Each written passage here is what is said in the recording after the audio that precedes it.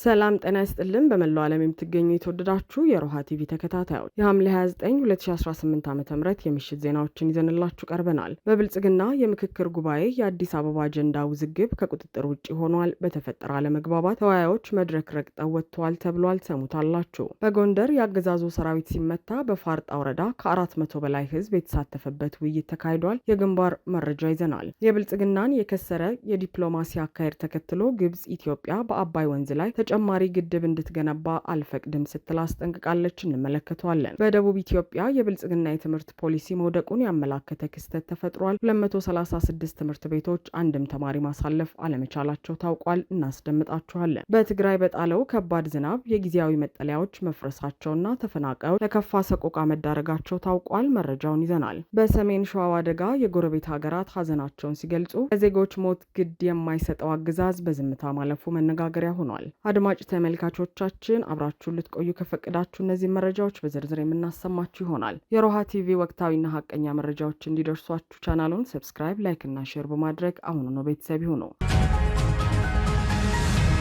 በብልጽግና የምክክር ጉባኤ በአዲስ አበባ አጀንዳ ውዝግብ በተፈጠረ አለመግባባት ተወካዮች መድረክ ረግጠው ወጡ። በአዲስ አበባ ከተማ የወደፊት አስተዳደራዊ ወሰንና አወቃቀር ላይ ሲካሄድ በነበረው የምክክር መድረክ ከኦሮሞ ብልጽግና ተወካዮች ውጭ ያሉ የሁሉም ብሔሮች ተወካዮች ከብልጽግና ጽሕፈት ቤት የመጣውን አዲስ የውሳኔ ሀሳብ በመቃወም መድረኩን ረግጠው መውጣታቸው ተገልጿል። ላለፉት 4 ሳምንታት ያህል ሲካሄድ በነበረው በዚህ ውይይት አዲስ አበባ ራስ ገዝ የፌዴራል አካል፣ ራሷን የቻለች ክልል ወይም የኦሮሚያ አካል የሚሉ 4 ዋና ዋና አማራጮች ቀርበው ሲመክሩበት ሰንብተዋል። በዚህም አብዛኛዎቹ ተሳታፊዎች ከተማዋ የፌዴራል አካል መሆን አለባት የሚለውን ሀሳብ በከፍተኛ ድምጽ የደገፉ ሲሆን 48 አባላት ባሉት አንድ ቡድን ውስጥ 44ቱ ተወያዮች አዲስ አበባ የፌዴራል አካል እንድትሆን ሲመርጡ 4ቱ ብቻ የኦሮሚያ አካል እንድትሆን ደግፈዋል። ሆኖም ተሳታፊዎች የሰጡትን ድምጽ ወደ ጎን በመተው ላለፉት 3 ቀናት ከብልጽግና ጽሕፈት ቤት በተጻፈ ደብዳቤ መመሪያ መሰረት ላለፉት 30 ቀናት ውይይት ያልተደረገበት አዲስ አጀንዳ በግድ እንዲካተት መደረጉ ውዝግቡን አፈንድቶታል። አዲሱ መመሪያ አዲስ አበባ የኦሮሚያ ዋና ከተማና የፌዴራሉ መቀመጫ ትሁን የሚል ፍላጎት በ250 የቡድን ውይይቶች ውስጥ እንዲካተት ማስገደዱ ታውቋል። የውይይቱ ጸሐፊዎች ለ1 ወር ሙሉ ተወያዮች የሰጡትን ምክረ ሀሳብ ወደ ኋላ መልሰው የብልጽግናን አዲስ መመሪያ በመጻፋቸው ምክንያት ከኦሮሚያ ተወካዮች ውጭ ያሉ የሁሉም ክልሎችና ብሔሮች ተወያዮች ሰነዱን አንፈርምም በማለት ተቃውሟቸውን ገልጸው መድረኩን ረግጠው ወጥተዋል። በተመሳሳይ መልኩ በሌሎች 7 ቡድኖች ውስጥ ሲወያዩ የነበሩ ተሳታፊዎች በሙሉ ግቢውን ጥለው የወጡ ሲሆን ይህም አገዛዙ ሀገራዊ የምክክር ኮሚሽን በሚል ስም የሚያካሂደው መድረክ የራሱን የፖለቲካ ፍላጎት ማስፈጸሚያ ድራማ መሆኑን በግልጽ ያሳየ ክስተት ሆኗል። በጎንደር የአገዛዙ ሰራዊት ሲመታ በፋርጣ ወረዳ ከ400 በላይ ህዝብ የተሳተፈበት ውይይት ተካሄደ። በአፋብን ጎንደር ጠቅላይ ግዛት በላይ ዘለቀ እዝ 204ኛ ወንዱ አስቻለው ደሴ ኮር ታዲዮስ ታንቱ ክፍለ ጦር በሩኝ ከተማ በተደረገ አውደ ውጊያ በአገዛዙ ሰራዊት ላይ ከፍተኛ ምት ማድረሱ ተገለጸ። በሌላ በኩል በፋርጣ ወረዳ እምባይኮ ቀበሌ ከ400 በላይ ቁጥር ያለው ህዝብ የተሳተፈበት ጥልቅ ህዝባዊ ውይይት ተካሂዷል። ከአርባያ ከተማ አቅጣጫ ወደ ምዕራብ በለሳ ቀጠና ሩኝ ከተማ የተንቀሳቀሰው የአገዛዙ በዘለሜና ፍንጭ ሚካኤል 2 አቅጣጫ ገብቶ ውጊያ መክፈቱ ተገልጿል። ከጧቱ 12 ሰዓት እስከ ቀኑ 6 ሰዓት ከ15 ሰዓት በቆየው በዚህ ብርቱ አውደ ውጊያ አስቀድሞ መረጃው የነበረው ክፍለ ጦሩ ስትራቴጂካዊ ቦታዎችን በመያዝ 11 የመከላከያና የሚሊሻ አባላትን ሲደመስስ ከ20 በላይ የሚሆኑት ላይ ደግሞ ቀላልና ከባድ የአካል ጉዳት አድርሶበታል። ያቀደውን ወታደራዊ ግብ ማሳካት ያልቻለውና በደረሰበት ከፍተኛ ምት ሞራሉ የፈረሰው የአገዛዙ ኃይል ከፊት ለፊት ውጊያው በመሸሽ በንጹሃን ዜጎች ላይ የበቀል ጭፍጨፋ ና እንግልት ተፈጽመዋል። በዚህም አቶ አድነው ሙጬ የተባሉ የሩኝ ከተማ ባለሀብትና ወይዘሮ ዙፋን አምባቸው የተባሉ የከተማዋ ነዋሪ በአገዛዙ ሰራዊት የንግድ ሞተር ተሽከርካሪ በመጫንና የወፍጮ ነዳጅ በመድፋት በንብረት ላይ ከፍተኛ ኪሳራ አድርሰዋል። በሌላ በኩል ሐምሌ 29 2018 ዓ.ም በበላይ ዘለቀ እዝ ሜጀር ጀነራል ውባንታ አባተ አንደኛ ኮርና በፋርጣ ወረዳ ሲቪል መዋቅር አስተባባሪነት በእምባይኮ ቀበሌ ከ400 በላይ ህዝብ የተገኘበት ሰፊ ውይይት ተካሂዷል። በውይይቱም በጊዜያዊ ህዝባዊ አስተዳደሩ የመልካም አስተዳደር ችግሮች፣ በሲቪል መዋቅሩ ጠንካራ ደካማ ጎኖች እንዲሁም በአፋብን አመራርና ወቅታዊ ትግሉ ቁመና ላይ ጥልቅ ውይይት ተደርጓል። ህዝቡም ለአፋብን ወታደራዊ ግዳጆች ሙሉ ዝግጅቱን ገልጿል። የኮር ዋና ሰብሳቢ አርበኛ አመኑ አለማንተ ለቀረቡ ጥያቄዎች በሰጡት ማብራሪያ ህዝቡ እንደ ወትሮ ሁሉ ከትግሉ ጎን እንዲቆም የቀበሌና የወረዳ ሲቪል መዋቅሮች በአፋብን መመሪያዎችና ህገ ደንቦች መሰረት ማስተዳደር እንዳለባቸውና ህዝቡን የሚያንገላቱ አካላት መጠየቅ እንዳለባቸው አስምረውበታል። አስረድተዋል። አደረጃጀቶቹ እስከ ታች ድረስ በመውረድ ጠንካራ ሰራዊትና ስልጠና እየገነቡ መሆኑንም አብራርተዋል።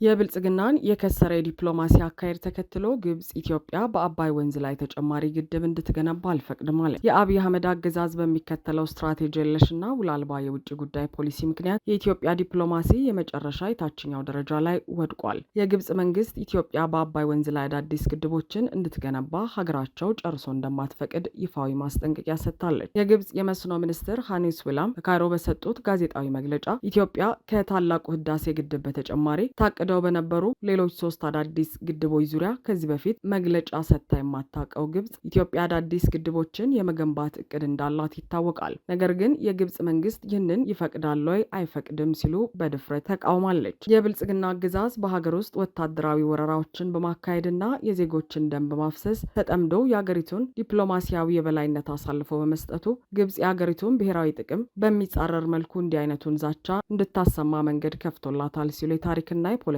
ተንታኞች ይናገራሉ። ሚኒስትሩ አክለውም የብልጽግናው አገዛዝ ግልጽነት የጎደለውና ህጋዊ አስገዳጅነት ያለው ስምምነት ላይ ለመድረስ ፈቃደኛ አለመሆኑ የታችኛው ተፋሰስ ሀገራትን አደጋ ውስጥ ጥሏል ብለዋል። በተለይም ትክክለኛ የመረጃ ልውውጥ አለመኖሩ የሱዳን ባለስልጣናት የራሳቸውን ግድቦች በአግባቡ እንዳያስተዳድሩ ማድረጉን በመጥቀስ ለተከሰተው የውሃ አስተዳደር መስተጓጎልና ውዝግብ ሙሉ ኃላፊነቱን የሚወስደው በዲፕሎማሲው መንገድ መፍትሄ መስጠት የተሳነው የብልጽግናው አገዛዝ ነው ሲሉ ወቅሰዋል። ኢትዮጵያ በነበራት ጠንካራ የዲፕሎማሲ መዋቅር ምትክ የአብይ አህመድ አገዛዝ ሀገሪቱን ከጎረቤቶቿና ከዓለም አቀፉ ማህበረሰብ ጋር በማጋጨቱ ምክንያት አባይን የመጠቀም ተፈጥሯዊ መብታችን በግብጽ ዛቻ ስር እንዲወድቅ አድርጎታል። ለካይሮ ባለስልጣን ዛቻም እስካሁን ከግብጽና አገዛዙ በኩል የተሰጠ ምንም አይነት ምላሽ የለም።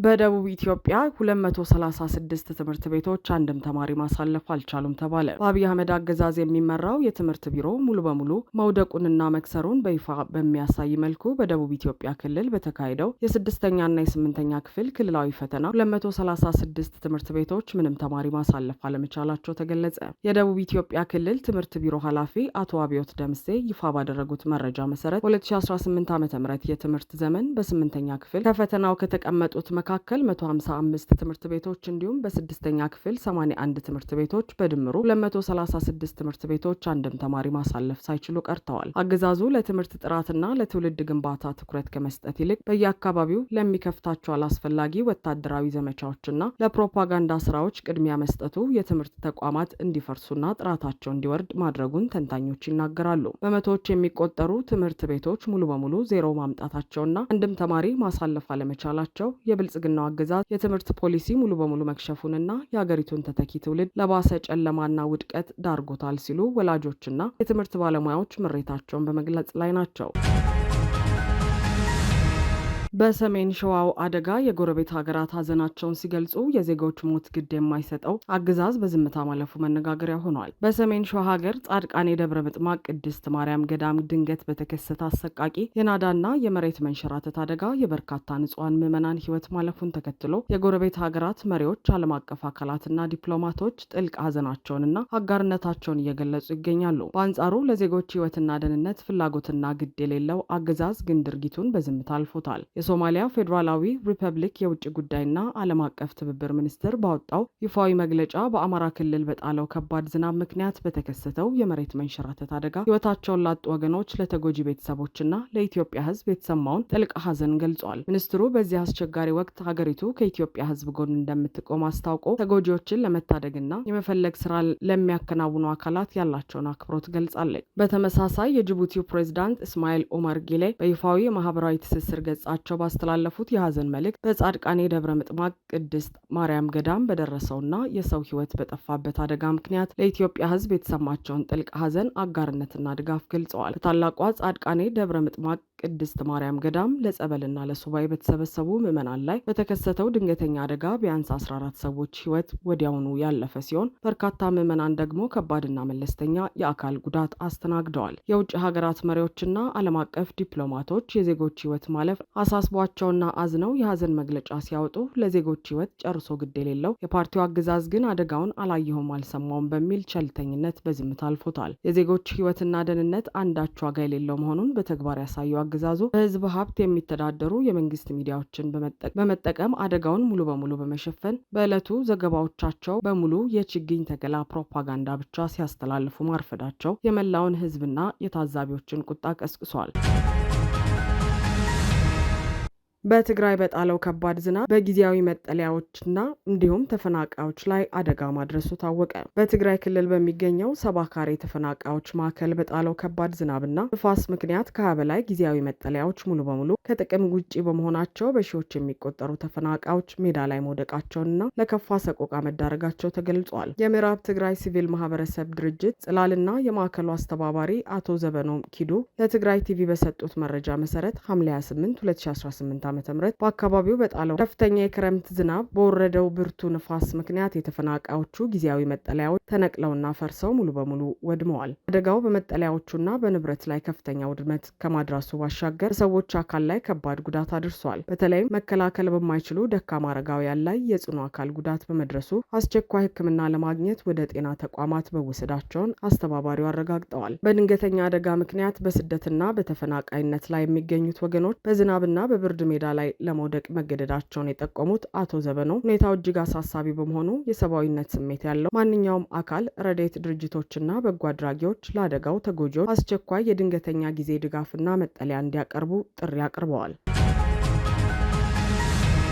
አድማጭ ተመልካቾቻችን የሰዓቱ የሮሃ ቲቪ ዜናዎች የተከታተላችኋቸውን ይመስሉ ነበር። አብራችሁን ስለነበራችሁ ከልብ እናመሰግናለን። ሰላም።